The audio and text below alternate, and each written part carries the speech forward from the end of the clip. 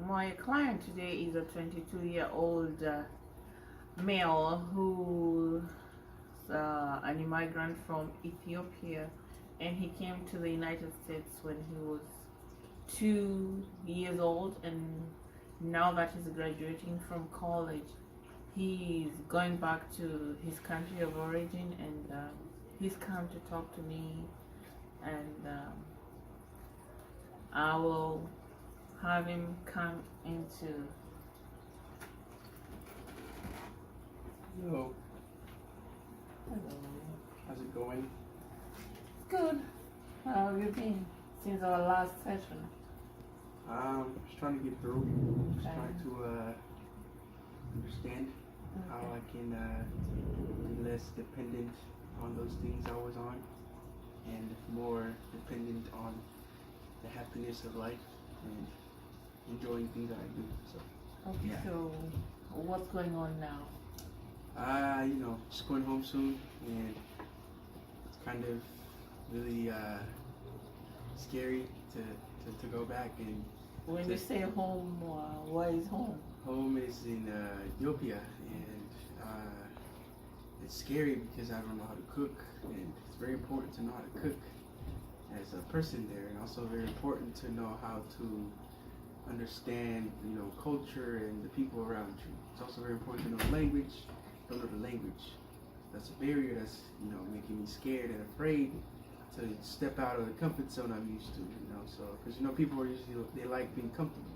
Okay, So I'm kind of afraid of being uncomfortable, and being uncomfortable might make me want to start doing other things, go take drugs and get, things that I shouldn't be doing, participating with the wrong crowds, or, using my time that is not useful for what I should be doing.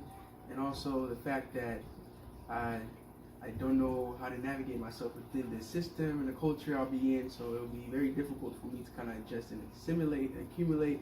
Also, since I'm an adult now, I need a job, I don't know how to do that.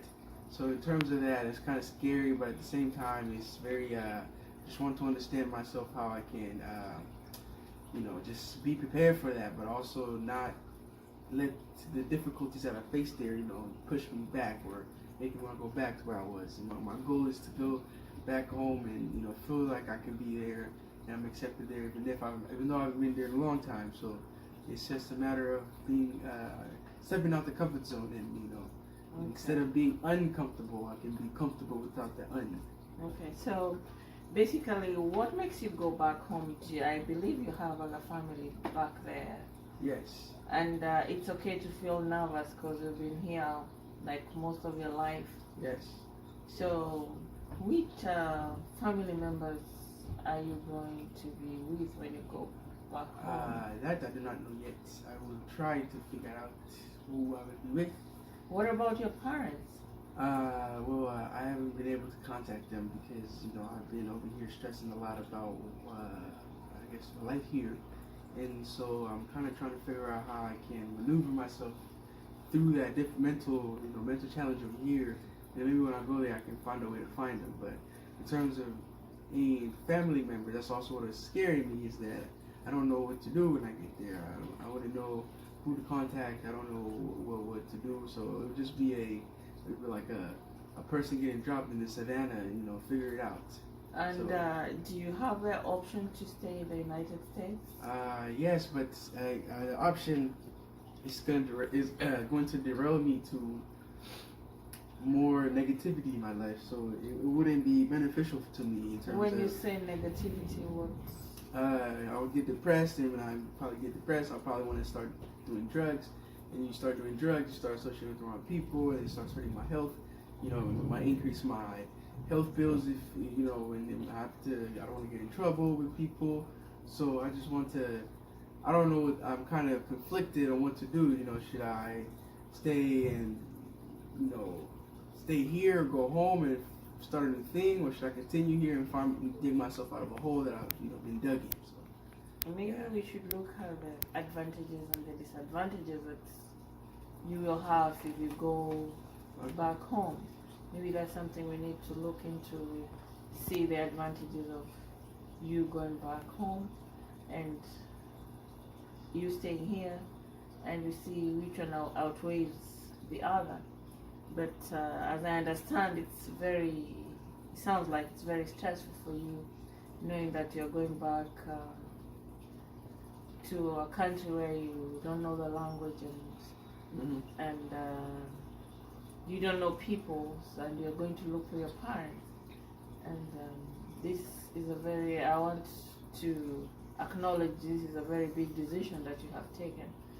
But and I hope that we will meet before you go back, and I hope I can help you out with navigating through some of the things that you may need to.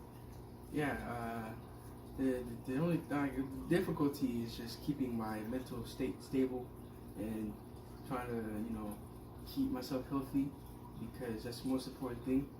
And that's why I come to you, so I can make sure I understand what my thought process is leading me to, and how I can better that. So have you actually decided the exact dates that you want to leave, or it's a process you're starting? It's a process that I'm starting, but I've started this process a long time ago, and I just don't know where to start. It's just been an ongoing process that is just not progressing. It's pretty much holding me back because of the fear that I will face. The fear I'm facing here, the fear I face there. So yeah, that is the difficulty. That is why I come today, to kind of just express myself so I can kind of understand what actions or methods I need to take to come to a final decision of what I need to do, or figure out what the advantages and disadvantages I would have going home or staying here. So, and figure out which ones are better for me, which ones are worse for me. Are you in touch with other people from your country who? Well, I've met people using like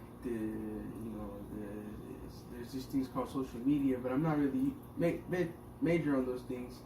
So I have, but yet it's not very. It's just very inconsistent. So yeah, I'm just kind of a. And you mentioned that you came into the country when you were 2 years. How did you come? Who brought you here? That I do not remember.